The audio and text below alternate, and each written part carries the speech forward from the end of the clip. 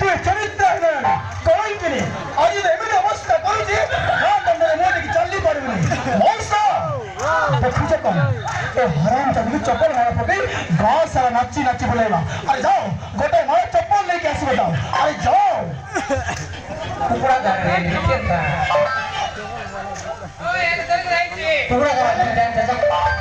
तू जान जाओ।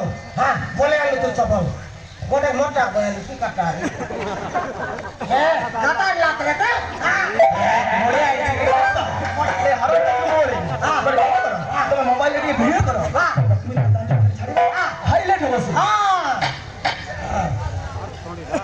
होला किला हां होला औसा तुम आखोई की नाचिबो नाचिबो हां बाहर अरे भाई माने की नाचिबो आसो आसो एमिने बुलाइबा अवस्था और केने भी इज्जत बोले दे छोड़ अरे आसो हेलो चली नाचिबो घर को बर्बाद करछ ना तुम मन नाचिबो होला देख तुम घर की बाजा आज बेसी हमन के बात मारिछु एठी जानिबो बे देख तो की अवस्था आज एठी तते जानिबे एठी हम कोरापुर बस्ती सारा लोग जानिबे तू बेसी आबले भुवनेश्वरी आई बेसी आबले तू बड़े मारी सही।